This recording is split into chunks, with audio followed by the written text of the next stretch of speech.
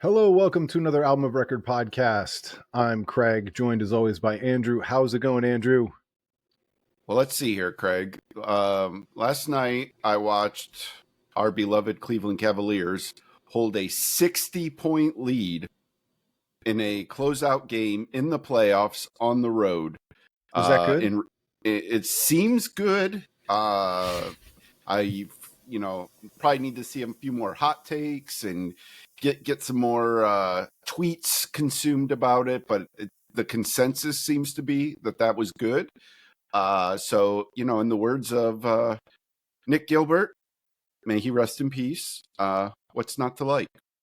It's really funny, though, because sports talk radio in Cleveland all day was talking about the Browns, and some people were complaining about it, Cavs fans specifically. And I'm like, what are you going to talk about? They blew out the team in a 4-game sweep in record fashion by more points than the Cavaliers have ever blown anybody out. Was it an NBA record? Yeah, it was an NBA record for a series, the most lopsided series in point differential ever. It's 122 points. The Cavs won that series by 122 points. But if you're programming your sports talk radio show, it's like Chris Farley. That was awesome. That was awesome. And then what else are you going to say about it? It's true. Like I consume a lot of NBA podcasts, and like the knee-jerk reaction of any fan is like, oh, they don't talk about my team enough. But it's like they haven't said anything about Oklahoma City, and they're not talking about Cleveland because those two series were over the second they began. And I mean, don't get me wrong. Like if somebody wants to knock off Oklahoma City, I'd be cool with that. But man. Yeah.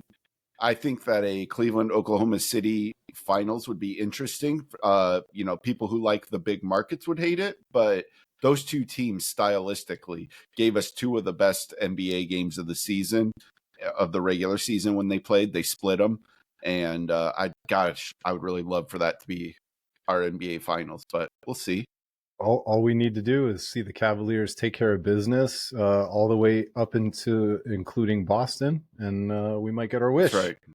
That's right. I mean, like the Cavs have a lot of games to go. A lot of games to go. Indiana is a scary series. Boston is, like you said, the defending champs. They're very difficult. They're a tough matchup stylistically for Cleveland, and so that's by no means is anything set in stone for the Cavs to be in the finals, but boy, did they play that first series like an absolute wrecking ball. Yeah. All right. But this is a music podcast, so we're going to talk about music. One of my favorite bands of all time played their first reunion show, I think at about 28 years. Acid Bath played their hometown, or the closest thing to their hometown, in New Orleans over the weekend. And I wasn't there. I didn't go to New Orleans, but it was awesome. I've been gobbling up the videos and checking out all the reviews, and everybody couldn't be any happier that they pulled it off. It's interesting because now that they're older gentlemen, there are only two original members left. One passed away, kind of led to the breakup of the band in the first place. Audie Petrie was hit by a drunk driver and passed away way back in the old days. So obviously he was going to be replaced. And I believe the drummer, Jimmy Kyle, is pretty much retired as a musician. So there was no chance he was going to rejoin the reunion tour. But they were kind of this death metal band that sang a little bit, and the reunion, the first set list was really heavy on the singing and a lot of the death metal screaming, because Dax Riggs, the singer of Acid Bath, has been doing more of the, Americana Southern rock thing, more of a singer, phenomenal singer. And they really leaned in on that. He did scream a few times and really did justice on a couple songs, including they closed their set with Dr. Seuss's Dead, which is their, if there's a big hit in the Acid Bath world, it's Dr. Seuss's Dead. It's the most iconic of the songs. But like, I could see a moment in time if they had come back maybe 10 years ago and they played a set like this that was heavy on the singing vocals and the softer songs, that people would have been dissatisfied. But you stay away for 28 years, everyone's just really happy to have you back at all. Well, I will say, I'm not super familiar with Acid Bath. If I wasn't friends with you, I doubt I would have ever listened to them. But I still, Dax's solo record that he put out this year, the name eludes me at the moment, but still one of my favorite albums of the year. Like, I like it that much. Like, it's one I've still go back to on occasion. And like you said, like it's very Americana. It's not, I mean, if I didn't know he was the lead singer of Acid Bath, I certainly never would have necessarily suspected it. But so it doesn't surprise me to hear that they're kind of leaning more into that style. But I think, like, I don't know much about Acid Bath fans, but I would imagine like they've followed and stayed in touch with what Dax has been doing. So I doubt any of them were really surprised by it either. Yeah. And of course, there's still people who want them to play this song or that song, which is really more of a death metal song. And we'll see, they've got a lot more shows and festivals coming up, and who knows what's in store. But even if this is the only set list they play for the entire year, I think just, again, having them back after 28 years is really awesome. And I'm sure some people will start to talk about, well, what if they make a few new songs? What if they write a new EP or something like that? We'll just have to see. It's a weird group after so much time away. But the crowd looked like they were having the greatest time. The guys on stage looked like they were having the greatest time. And it's just, we talked about this last week with Deaf Heaven. It's just great to see that body language and that appreciation. It crowd sizes and sold out shows that they never experienced when they were an active band. When I saw them a couple of times, first of all, I saw them open for other bands. And then when I saw them headline, it was in 500 cap rooms and they weren't sold out. So the legend just exploded over the last 30 years. It's funny too, because when you first told me they were doing a reunion show, I was a little bit confused because I was thinking that they had already done it. But was that a cover or a tribute band? Yeah, my friends, my good friends from high school, we were the biggest Acid Bath fans, to the point where Cleveland was mentioned in the liner notes of their second album. And for Halloween one year, they decided to put it together, and they did such a phenomenal job. They came back and did the second album, and then they started putting on mini tours. They ended up getting the there are 3 original members in the band. I'm sorry. People are going to yell at me for that. Mike Sanchez, Dax Riggs, and Sammy Pierre Douay. 3 original members, just a brain fart on my part. But all except the singer had joined my friends in their tribute band on stage. And that's right. So that's what it was. I think they deserve at least a little bit of credit for showing the spark was still out there for them to do this. That's pretty cool. Yeah. All right. Next up on the agenda, you and I are going to talk about a record that we're really excited about that we just started listening to today. And normally we wouldn't talk about a record that we just started listening to today. Yeah. It's an album called Bloodless by Samia, which is a human and also apparently a full band. Oh, it is a full band. Okay. The Instagram is Samia Band, so I just assume, but I don't know. Interesting. Okay. I'm not sure about that, to be honest. I kind of think it might just be Samia as a singer-songwriter, just based on the Stereo Gum article. But yeah, to give this a little bit of context, every week Stereo Gum does their album of the week, and they pick an album that not always their favorite album of the week, because sometimes they'll talk about it when they do their premature evaluation column.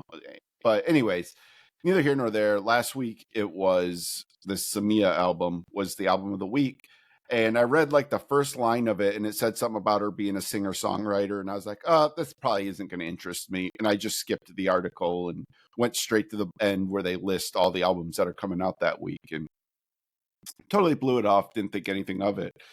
And then this morning you had dropped me a message in Discord saying, hey, like, I was expecting this to be just generic singer-songwriter, but she's actually doing some interesting things here and really cool voice, and sometimes it rocks, and it's worth checking out. And so I was like, well, okay. So obviously I take anything you send me pretty seriously. But also combined with the fact that I remembered that this was Stereo Gum's album of the week, I thought, okay, I'll give it a shot. Fully expecting still not to like it because, that's just typically not my my lane, if you will. But yeah, so I listened to this, and I think I sent you. Well, first of all, I sent you like 20 messages about this album as I was like going through it. But after the first, we like to live blog albums to each other. Yeah. And but yeah, after the first real song, so the first track is just a little intro thing. Then the second track is the first real song. And as soon as it was over, I messaged you. I was like, I am all the way in on this. What's funny is like, there are some other moments on this album that sound like that first song, but like it's hard to pinpoint this album in any one space. But anyways, after listening to the whole album, I told you, like, I genuinely believe this is going to be a contender to make my top 10 albums at the end of the year. I listened to it on repeat pretty much all day. I know you said you did the same. I did. And so to tell people a little bit about what to expect with this, like the first thing I realized was as I was putting it in my database of music to listen to this year, I have a column for genre, and like I had no idea what genre to put this. It's singer-songwritery in times. There can be some like elements of folk, I suppose, but like there are times that it's very indie pop. There's times that it's indie rock. There are moments that I would say are alt country. It was funny on, I don't know if you listened to this last week's IndieCast or not, but Stephen Hayden was talking a little bit about how it's funny, like he was talking about Son Volt, one of the most influential alt country bands of all time. And he's like, I think all these bands today sound like Son Volt, but I don't think that they're actually listening to them. And he talked a little bit about like alt country, and like a lot of stuff today is called indie pop and indie rock, but it really kind of is alt country. And so there are definitely moments on this that I would say are pretty much almost straightforward, what I would consider alt country. But I think what's cool about this album is, again, it's this seamless blending of all these elements. Like even the really slow indie pop songs, which are things that I wouldn't typically like, get carried by Samia's voice. And even just her lyrics are not things that I would connect with. We have a very different perspectives on life, as different genders, different ages, all that. You're not a female in your 20s, and and I was exactly not raised by two successful actors, as well. But and again, whereas that would be Stereo Gum, I went back and read the Stereo Gum article, and whereas they talked about this, like a lot of times you get like the nepotism label thrown around in music circles, and they said you could certainly on face value apply it here. Like she does have famous parents, or moderate. Her parents are not like immediate names that you're going to immediately know who they are, but they're longtime successful working actors. It's Kathy Najimy and Dan Finnerty. Yeah. And, but she supersedes all of that, and she frames these songs and has a witty, playful style with these lyrics that really carry even the songs that typically wouldn't be something I would like. I found myself having no inclination whatsoever to skip any songs on this. Like I can listen to this from beginning to end. And I really, really love this album a lot. Yeah. So for me, I ended up in the genre category. I called it indie organic because Okay. I think if I wanted to categorize it, I could call this indie pop. I think the songs remind me of that bedroom written indie pop, but then the more I listened to it, the more it sounded organic to me instead Mm-hmm. of synthetic, which a lot of those kind of the bedroom indie pop records end up sounding very synthetic with Yeah. a lot of compression and production. This sounded like a band could have recorded it live in the studio. The production elements, just, I guess maybe that's where kind of the country angle comes from too. I think the tone of her voice is a little bit on the Dido level, just in terms of it's a little bit buttery and pretty, and the vocal melodies are great. Um, but I'm with you. This one crosses lots of genres. Carousel is the one that rocks the most, and then Proof is just a really heartfelt little kind of acoustic type number. I feel like a 70-year-old man calling it a number. Uh, Mm-hmm. but no, I loved listening to this record all day. I know I'm going to come back to it. I ended up liking or starring 7-8 songs off of it. But Yeah. it's a complete album other than Which is, the 15-second intro, as you pointed out. yeah. Which is a lot of likes on a first listen, or, Oh yeah. first day of listens. Like, a lot of times, like, I'll do like 3, and then later, as you get, get deeper into the album and discover different elements, you start to like more songs. At least I do. That's how I typically do it. But, Yeah. I told you, like, a lot of music we talk about on this podcast, especially when we talk about new music, we're always talking about things in like this ethereal, like expansive sound that we love. Like when bands build these huge soundscapes. What's interesting is this is not that. And what I told you was, I feel a certain like earthiness to this. There's just Yes. something real to this, a soulfulness. And the way I described it is, to me, it doesn't sound like Zach Bryan, but like I get the same feeling from this that I do when I listen to Zach Bryan. And the things I like about Zach Bryan, whereas, again, typically I don't listen to country, but Zach Bryan, pulls these elements, this like folkiness, this earthiness that he has, this soulfulness that he has, in a sort of non-traditional singing voice. But Zach is obviously a phenomenal singer, and same thing with Samia.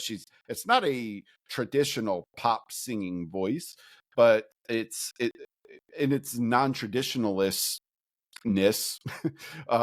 It gives it a unique quality that I just find myself, like, for me to like music like this, I need that to be like a hook. I need an edginess, a dirtiness, like something gritty that I can grab onto. If things get too clean and too pristine, that's usually when I check out on this kind of music. And so she really keeps me grounded throughout this whole thing.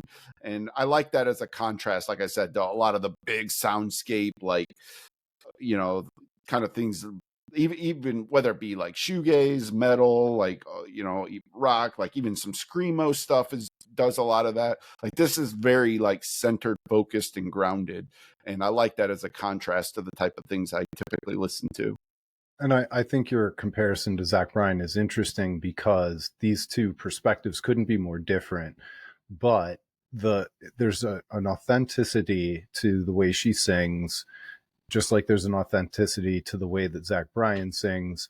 And it's not that there's like a cutesy, jazzy vocal style that a lot of the indie pop singers go for, and she Yep. doesn't do that. It's a very natural style. It doesn't sound like she's aping anybody else.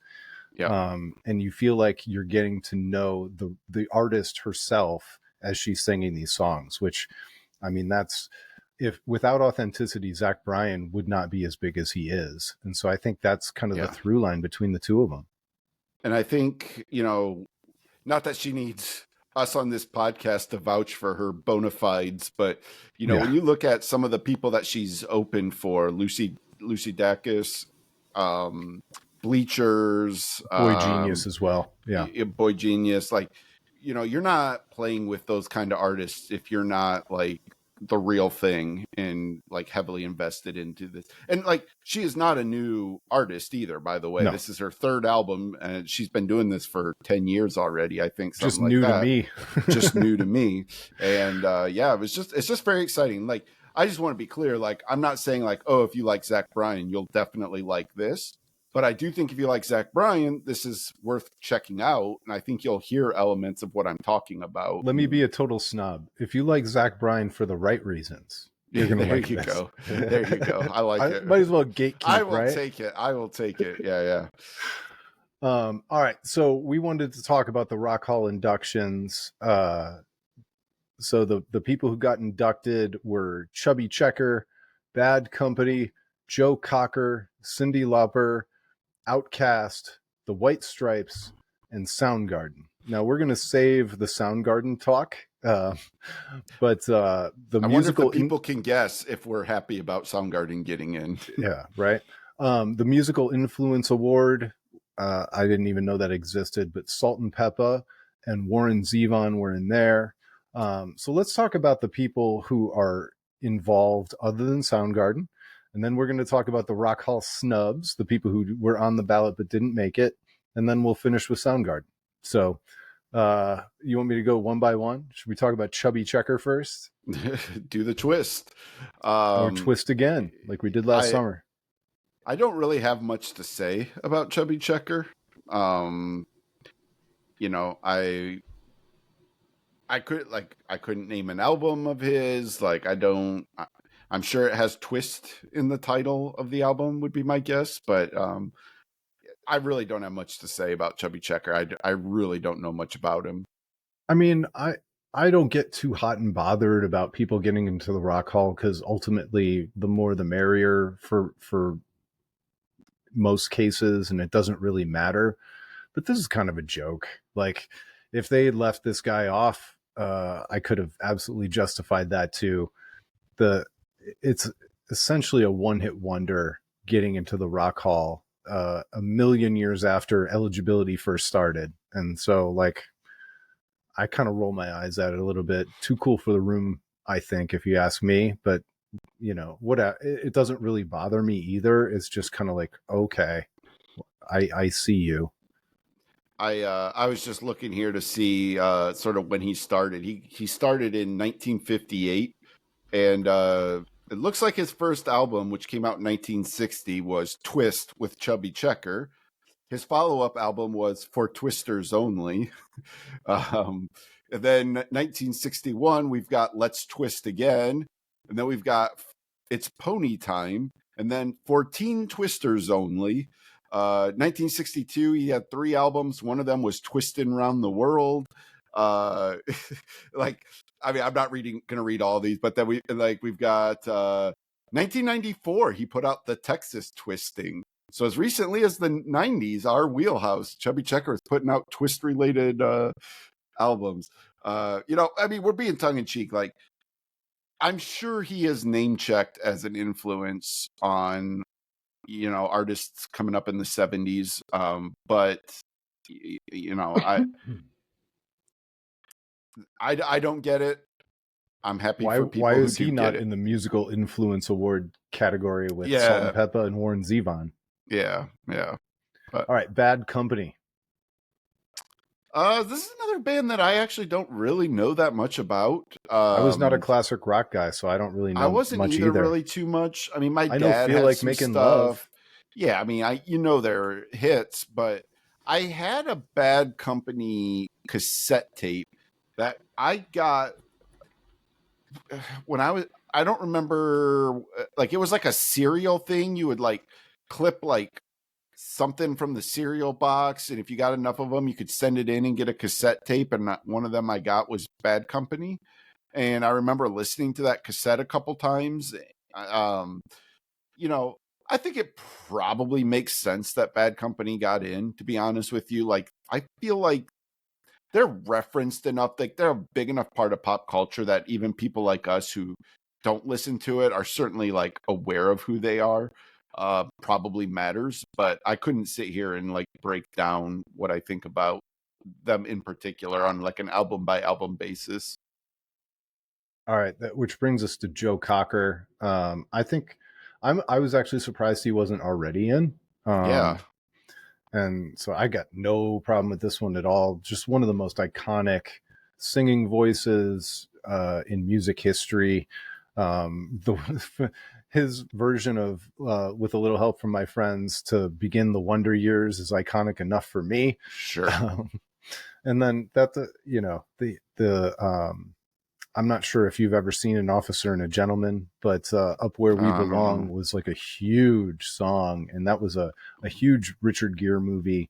I'm also like a total movie crazy person. So I've seen, I started renting 6 movies at a time back in the VHS days, and just would catch up on stuff that I should have seen, but I wasn't old enough. So I really cover the waterfront of movies too. And yeah, but anyway, Joe Cocker is an easy yes for me. I get it. Yeah. I don't have anything to add to that. Now this one might be controversial for us. Cyndi Lauper. Yeah, like you sort of have to like the Rock and Roll Hall of Fame is kind of weird. Like it's hard to grasp sometimes what the criteria is, and we can get into this a little bit with some of the snubs that are not in. Like on a surface level, in which you want to talk about people that like were a part of the zeitgeist who permeated pop culture and had an influence on music, like of course Cyndi Lauper belongs there. But like, did I ever want to listen to Cyndi Lauper? Me personally, no, it wasn't my thing. And you know, if you like, I don't know, like, is she a one-hit wonder? I don't know. Not for me. Okay, well then I'll let you roll with this then, because she doesn't have a huge amount of output, but the stuff that she put out, and obviously I'm a younger brother of an older sister, so Girls Just Want to Have Fun. I don't like it. I grew to loathe it because I had an older sister who played it too much. But once I got past that, Time After Time, True Colors. Okay, never mind. I Drove All Night. Oh, I totally Drove forgot. All Night gives me chills. I need to rescind my one-hit wonder thing just based on Time After Time alone. Yeah, I was just thinking of Girls Want to Have Fun. That was like the first thing that came to my head, and I totally forgot about Time After Time. And what was the other one you mentioned too? True Colors. That was another big one. Yeah, but I Drove All Night might be the best of the others. It's great. Yeah, that's a song that I certainly like more than the other ones. Well, I don't know, man. Time After Time is a pretty cool song. Yeah. Well, and the cover of Time After Time by Iron and Wine is unbelievable. And I actually had to rethink Girls Just Want to Have Fun when I think it was maybe the third wave of the Transatlanticism tour. Death Cab covered it. Oh, and okay. Ben Gibbard singing Girls Just Want to Have Fun as I think it was kind of an outro to another song, but they name checked it, and it was just phenomenal. And to hear somebody who I was such a big fan of and was so influential to me as a musician, putting out material when I needed, when I was in the middle of it in my 20s, and have them name check Cyndi Lauper then. It just kind of affected my thinking on her. And talking about pop culture too, how about first season of Stranger Things, the snowball dance at the end of the first season, Time After Time is played, and I forgot about being that. I remember being like giddy about it. Like they nailed the 2 songs they played at that dance. Was that and The Police? Is that Every Breath You Take? Is that what the song is called? Yeah, I don't know if that's what. Yeah, okay, I think so. But 2 absolutely perfect for like 80s middle school dance. Like, yeah, they nailed. I just remember being like giddy about them using Time After Time there. I'm like, this is the perfect song to use. All right. OutKast are the Cleveland Cavaliers. It's obvious. I'm in support of it. I've got nothing to say. It's just too easy. Yeah. Other than I can say that they're actually not my cup of tea. I've Really? never really cared for OutKast. Never really done much for me.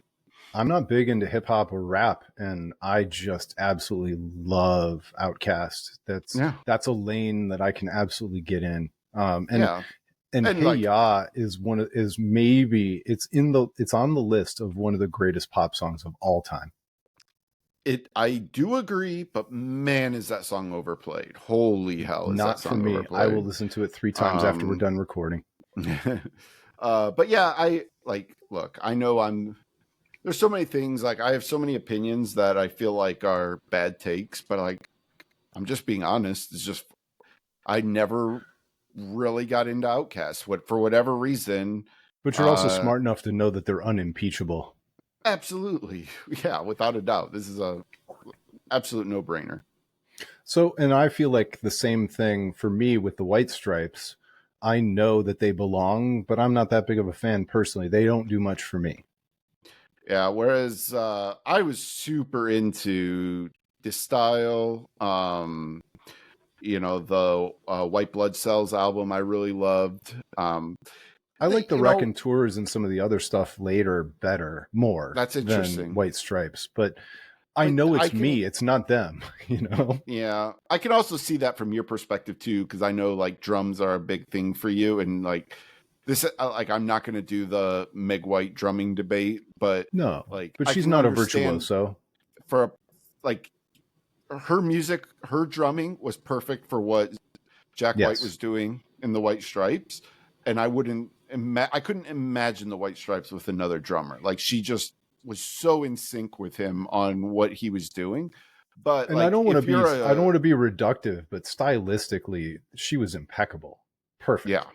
Yeah. And so like if you're like a person that's like really like looks for some standout drumming, like I don't think the drumming is the thing people were like immediately drawn to most of the time when it came to the White Stripes. But yeah, I found like early White Stripes when it was just so heavily rooted in blues, but like bringing this garage rock Detroit sound to it. I thought was just incredible. I really did. I sort of feel about these guys very similarly to how I feel about the Black Keys. Like and I think we talked about this not too long ago. We talked a little bit about the Black Keys. Like their early stuff when it was more rooted in blues, I really liked. But as both bands verged into a more straightforward sound, a pop rock influenced sound, it just didn't do as much for me anymore. I know a lot of people actually do like those albums though. So again, maybe this is just a me thing, but as far as a Rock and Roll Hall of Fame, like, yeah, give me a break. Like the White Stripes to me are a revolutionary sound in terms of what they did as a two-piece band was just incredible. Some of the more iconic award show performances, late night spots, like these guys, White Stripes were just bringing something totally new that we hadn't seen yet at that time. And there has been a lot of people trying to imitate that sound over the years since then, and nobody's been able to do it like the White Stripes. At some point, we should probably talk about the bands that have done it the best in terms of being a two-piece and guitar and drums and like pulling it off the best. But we'll save that for another day. Salt and Pepper in the musical influence category. I'll go first. I love Salt and Pepper. It reminds me of my 8th grade dances. I'm more of a pop guy than you, and I loved all those songs. I never owned any of it, but I would listen to that stuff to this day. Shoop, What a Man, None of Your Business, Push It, all of it. I'm in. I think like I have a certain range of artists that I call school bus music for me, because they were an hysterical category. Like my school bus played in Toledo. There was a radio station 92.5 Kiss FM that played pop music, like top 40, like definition pop as in popular music. And so there's like certain artists that I was like only exposed to in that frame, and it had like an outsized influence on me to the point that when I hear it, I'm immediately transported back to being on the school bus hearing these songs. And Yeah. Salt and Peppa is absolutely a school bus artist for me. And yeah, I love that whole era, the Salt and Peppa and Vogue, like all the hip hop girl groups, and all those pop songs. I love them all. Yeah, I mean that was a phenomenal era, and like I don't know if we have a whole episode in us for that, but it'd be interesting to like put together like a playlist. I should try to do that sometime. Put together a playlist of my, but like there'd be so many songs that like, because like I can't immediately recall them off the top of my head. It's like I need to hear the song first and then be like, oh my god, I'm on the school bus. Like this is it's a school official. Bus song. We're doing this, and I'm gonna start with the playlist. We're gonna do a collaborative playlist and fill it up, and we're gonna talk about it. This is awesome. There we go. Although we're not going to be able to limit it to one song per artist. We're going to have to double up on some of these Salt artists. Peppa was also a New York Times crossword puzzle answer yesterday, I think. Interesting. What day's today? Yeah, I think it was yesterday. Yeah. All right. Last but not least on the inductees this year, Warren Zevon. I was surprised he wasn't already in, to be honest. This is a total blind spot to me. I know the name, couldn't tell you anything about. I don't even know what kind of music he makes. He's ultimately the if you ask 100 people on the street, they'll think he's a one-hit wonder because of Werewolves of London. But Lawyers, Guns, and Money, Keep Me in Your Heart, Carmelita, Excitable Boy, this is a musician's musician more than anything else. So he's got his hardcore fans, but every musician in the world will know it, and many will name check it as an influence. I'm gonna have to listen to what'd you say the single was? That was people Werewolves of London. Werewolves of London. I'll have to listen to it. I'm just sure listen I'll to that entire record. But yeah, like all those songs you named off, like aren't even triggering any like familiarity for me. So the record, the iconic record, was Excitable Boy from 1978. But then Warren Zevon was a recovering alcoholic for a very, very long time. And then he got the cancer diagnosis. And in his final days, he recorded The Wind. And The Wind is one of the most gut-wrenching listens you'll ever... It's a man writing songs about his actual death as it's happening. And it's unbelievable. It's iconic. Even if you don't like it, it's a must listen because it's a story that just demands to be paid attention to. I'm always insecure about my musical blind spots.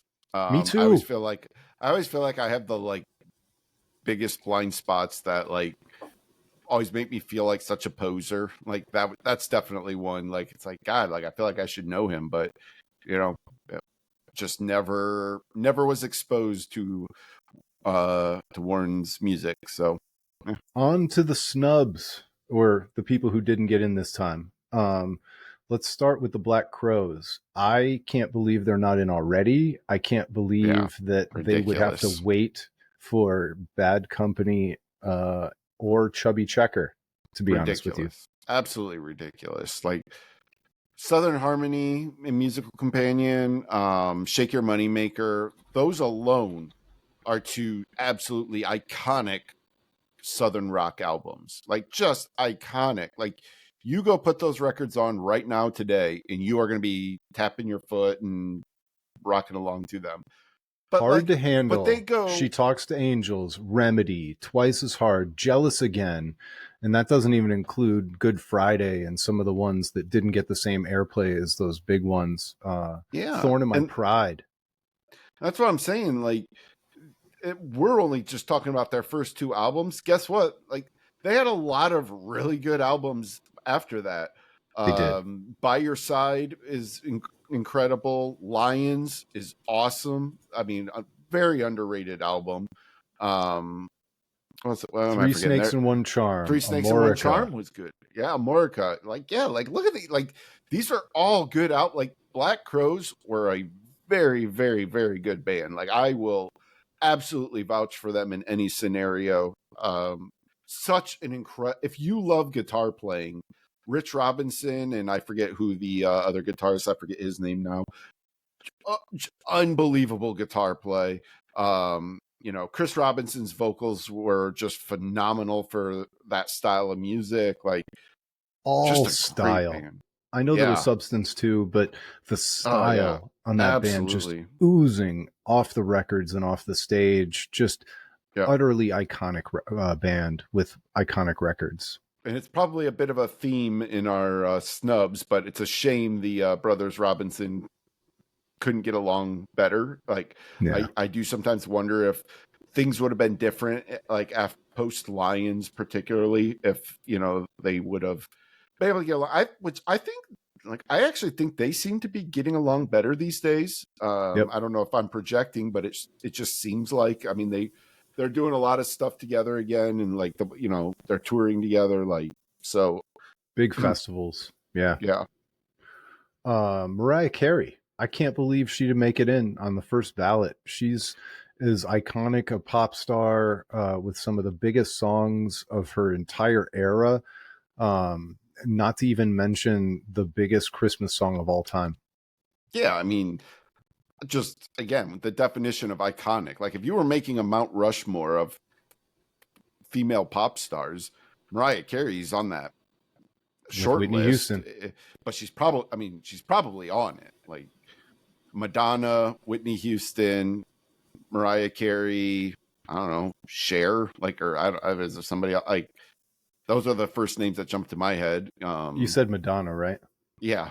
Madonna, Whitney Houston, Mariah Carey, and then probably Cher is probably the next one that jumps in my head. And I'm sure we're forgetting some, but she's up there. She's on that list, Yeah. And more recently, some like again. Do I listen to Mariah Carey? No, I don't. But like, it's ridiculous for her based on the criteria of what the Rock and Roll Hall of Fame puts in. It's ridiculous that she's not in. Yeah.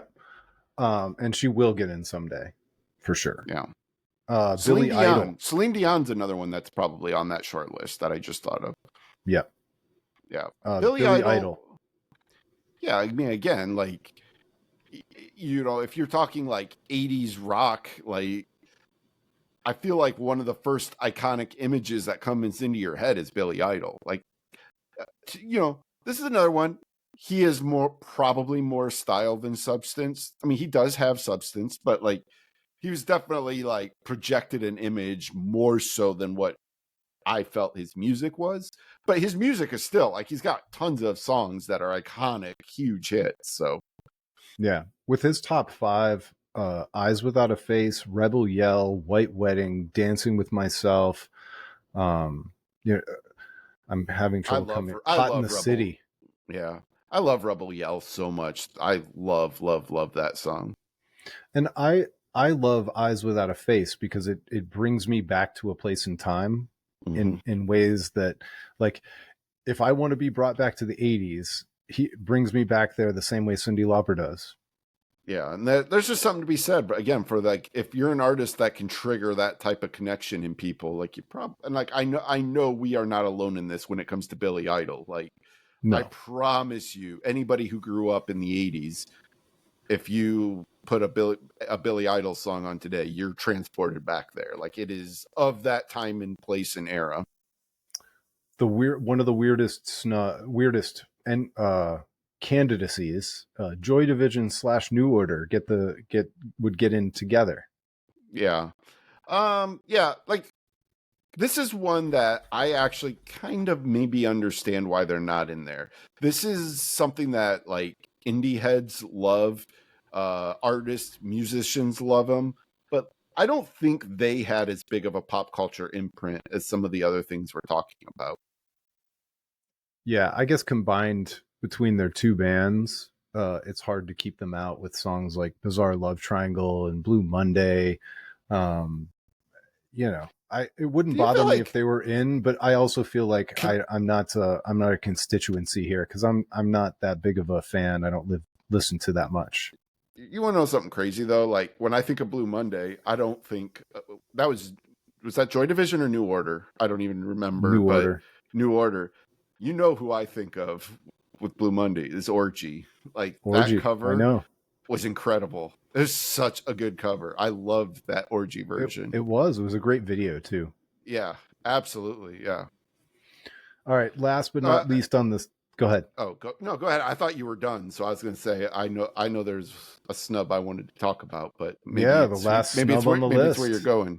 Yeah, and I'm going to go first on this one. Phish. Okay. I have a different one, so perfect. Okay, maybe I missed one. So Phish is one of the most controversial, popular bands of all time, probably. I think they absolutely belong in the Rock Hall of Fame. I've seen them a few times because my friends like them, but I'm not a big fan. But even as not a big fan, I feel like their influence and the things that they've done and just the way they've kind of helped redefine the music industry. And yes, I know they were carrying on a lot of what the Grateful Dead did, but they made it their own. Their legendary Halloween shows, the way that they embrace their fan base, the way even having a Ben and Jerry's flavor named after them, like they're too big in the culture and too big in the musical history not to be included in the Rock Hall, and it's kind of silly to me that they're not in. I hate jam band music and I hate Phish, but like if you are to ask people to name a jam band, like they're gonna say Grateful Dead first. If they don't say Grateful Dead, they're gonna say Phish, right? Like, yep. This is why they belong in. Like, this is again when we're talking about iconography. They're not quite and Kleenex, but they're close. Correct, absolutely. And so while I have no love for them, like it's insane to have like more so than any of these other snubs that we mentioned, they are more uniquely identified as a pinnacle artist in that field versus anything else. Like if you were to ask people to name 80s punk, like they're going to come up with a lot of other names along with Billy Idol. If you ask people to name female pop singers, again, we talked about like there's going to be other people before you get to Mariah Carey. If you ask people to name jam bands, like I said, they're either going to say Grateful Dead or Phish. That's it. They're not going to, like 99% are not going to say anything else. So yeah, absolutely belong in. All right. What snub did I miss? So I hinted at this earlier with the brothers who don't get along, Oasis. Now, this is controversial because I believe it was Liam, could have been Noel, but I think it was Liam who like just famously like went off on the Rock and Roll Hall of Fame and has expressed that they do not want to be inducted into the Rock and Roll Hall of Fame. So maybe that goes into it a little bit, but if you just want to talk about an output of excellence, just an unbelievable 15-year run of albums that, again, maybe not everybody likes, but like if you're to ask people like name a British rock band, like Oasis is one of the first names out of their mouth. This band is absolutely iconic. They've not only did they conquer British rock, they came to America and became a huge band in America as well. Like them reuniting is an enormous event that all music fans have on their radar. They're aware of it. Oasis 100% belongs in the Rock and Roll Hall of Fame, whether they want it or not. Yeah, and I'm not as big an Oasis fan as you are, but they absolutely belong. There's no way to say that they don't. And even if the Gallagher brothers don't want to be in, they should be thrust in anyway. Send them kicking and dragging into the Rock and Roll Hall of Fame, please. I'm in. But yeah, I mean, like again, like Wonderwall is not my favorite Oasis song by any means, but like you want to talk about just an iconic song of a time and era, like Wonderwall was everywhere. Yeah. Which brings us to the nomination that we've been holding out on because we're going to spend the longest time talking about it, Soundgarden. Obviously, you and I think they belong. Obviously, you and I are gigantic fans. This is this is potentially a little bit awkward. I'm going to leave the microphone and go pee, and you're going to talk about Soundgarden for a couple minutes, and I'll be back in about 90 seconds.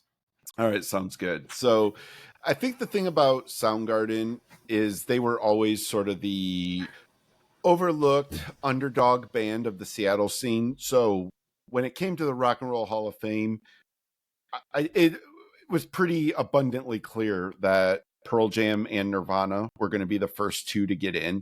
Those two defined that entire era. They were the two kings of the grunge scene, if you will.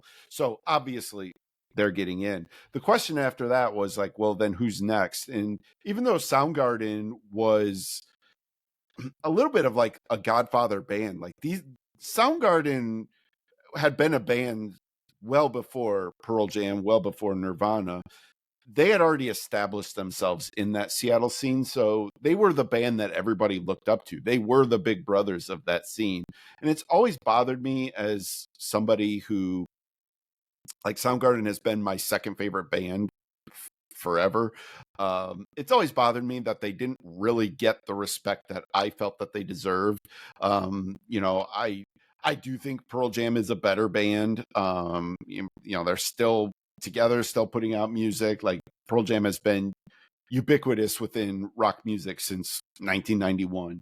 But Soundgarden's imprint on that entire scene, everything that they stood for, and again, this is not even just like a niche thing. Like, Soundgarden absolutely has hits. Like, they can back it up. They have the hits that everybody knows. Everybody who grew up in the 90s listening to grunge music knows all of their songs.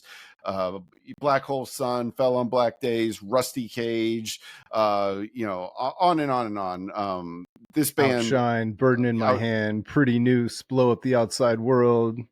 Yeah, I mean, on and on and on. This band was incredible. And, I haven't mentioned yet, they have the greatest rock and roll singer of all time in Chris Cornell. And, I know Queen fans may have something to say about that, but for my money, it's 1A and 1B. Freddie. He's on the Mount Rushmore. Absolutely, no doubt about it. Chris Cornell is, for me personally, now, granted, I don't have a vote, so this probably doesn't matter to the voters, but for me personally, Chris Cornell has always been my musical hero, my icon. Like, growing up, like, if I could have been anybody in music, I would have wanted to be Chris Cornell, to be able to sing like him. He's just just musically meant everything to me.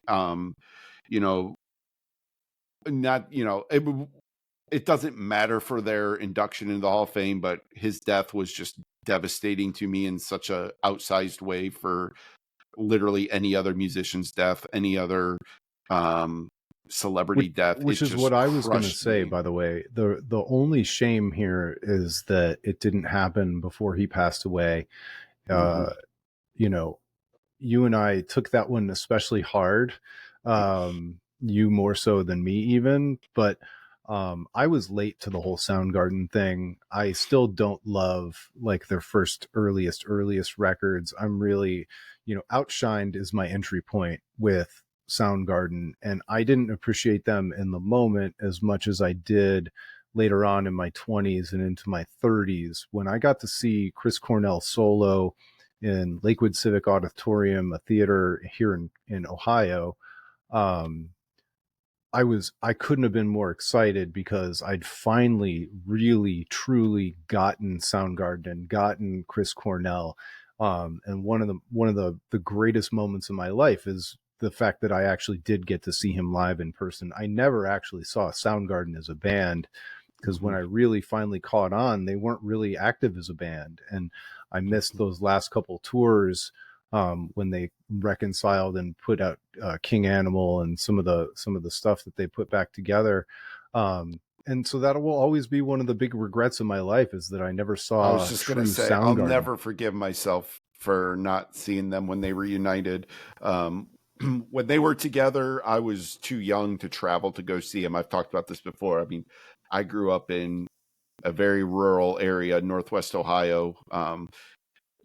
bands typically didn't come to Toledo, Ohio. So I had to go to Detroit or Cleveland if I was going to see a show. And like, my parents weren't going to take me that far to go to a rock show. They just weren't going to do it. Like, it just wasn't in the cards. So it wasn't until after I went to college that I really started to be able to have the ability to travel to see stuff. And anyways, by then, Soundgarden had broken up. And when they reunited, it just always felt like, I don't know, there was always like something going on that I would miss. Like, they'd be in my area and like be like, well, I got this going on, I'll catch them next time. Like, it's on my list. And I thankfully did see Chris Cornell solo as well. So like, I always had that in my back pocket, that I did at least see Chris solo, but I'll never forgive myself for not immediately going out of my way to go see Soundgarden when I had the chance. But I don't think this is total bullshit for me to say that if there was no Soundgarden, there wouldn't be a Pearl Jam. It's like it.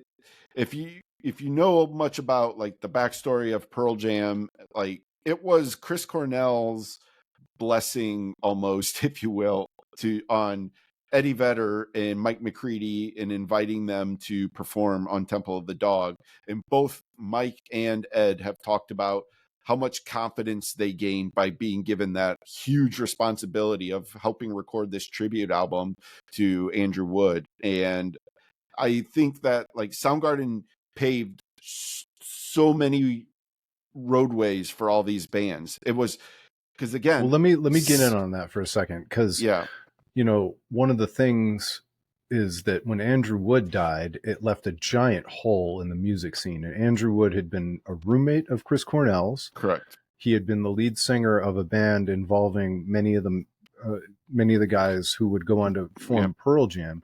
And Jeff and Stone. Yep. So for Chris Cornell to kind of take Eddie Vedder under his wing and kind of bless that, moving on from their dead friend, the iconic guy who everybody thought was the next big thing. It's hard to say if he would have been more territorial or less giving as a fellow musician and kind of a brother in the scene, which a lot of musicians do and are that way, or would have. Yeah. So to your point, there's just no telling if Pearl Jam becomes Pearl Jam without Chris Cornell being the gem of a human being that he was in those moments. Yep. And, and so that's, you had that influence. You had Soundgarden. Soundgarden was the first Seattle band to sign to a major label. Again, I think they are seen as the next tier down from Pearl Jam and Nirvana. And I get why that is, but boy, is it unfair to their influence on that scene. Like, you cannot separate Soundgarden from what happened to that 90s grunge scene, and that everything in that 90s grunge scene belongs in the Rock and Roll Hall of Fame as far as I'm concerned. And so that's where, it's like, well, what's next? All right, well, now we got to get Alice in Chains in there. That's our next job, is we got to get Alice in Chains in there. Tangentially, Stone Temple Pilots, they're not in, are they? No. Smashing Pumpkins? Nope. Yeah, so maybe not so much, like, as much as I love Mudhoney, well, Screaming Trees, yeah, and Screaming Trees, like, I love these bands, like, maybe not them so much, but I wouldn't complain if they were in, but I'd have a tough time making the case that Screaming Trees should be in. But you're right. If we're having this conversation and the snubs include Smashing Pumpkins or Stone Temple Pilots, and I know those aren't quintessential Seattle bands, but just era bands that they absolutely belong. They are grunge bands, they aren't Seattle bands, but they were part of that movement, unquestionably. So here's the real question, Andrew. Yeah, it's 30 years from now, and they're letting in some old timers. And Candlebox is on the ballot. What do you say? Ooh, that's a good one.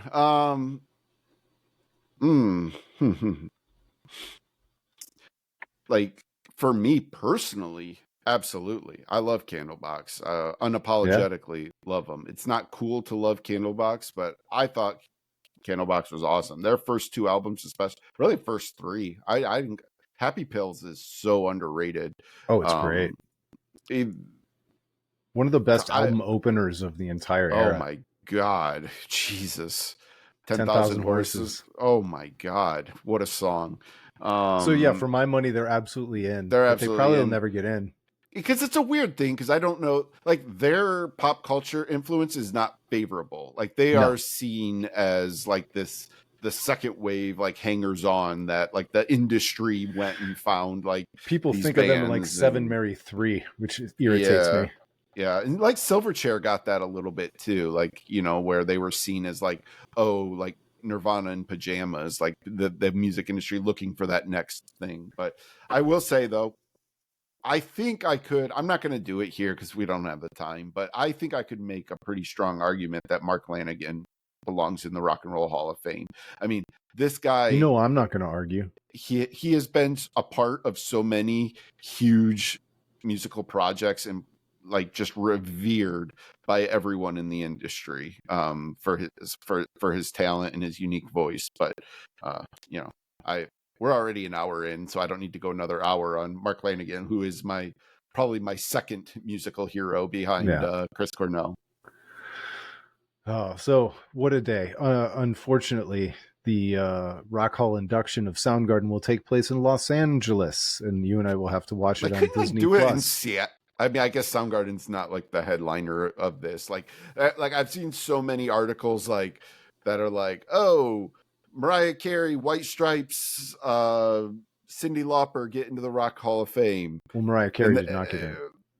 or no, who are the headliner? I know White OutKast, Stripes. Cyndi Oh, Lauper. OutKast. Yeah. White Stripes, OutKast, Cyndi Lauper in the Rock and Roll Hall of Fame. And then you have to click on the article to find out that Soundgarden got in. But still, they should have at least, if you're not going to do it in Cleveland, do it in Seattle for them. But Yeah. anyway, well, so who's going to sing That's a really good question. when they do their performance? I mean, if past situations is any indication, it's going to be off the wall. It's going to be a female. Nirvana did that. Okay, well, I think Taylor Momsen would be one to watch out for because she is That's a good one. done a lot of stuff with Matt Cameron and Kim Thale. She's good friends with them, so I wouldn't And a be phenomenal singer. totally shocked at that. Don't sleep on the possibility of a Temple of the Dog performance as well. Maybe That'd be amazing. Bringing Jeff, Ed, and Mike on and doing Hunger Strike or something with somebody. I wouldn't be surprised if that happened. Well, whenever I think of anybody covering Hunger Strike, I think of when Pearl Jam was touring with Band of Horses and Ben Bridwell doing the high part. Yeah, that'd be a good one.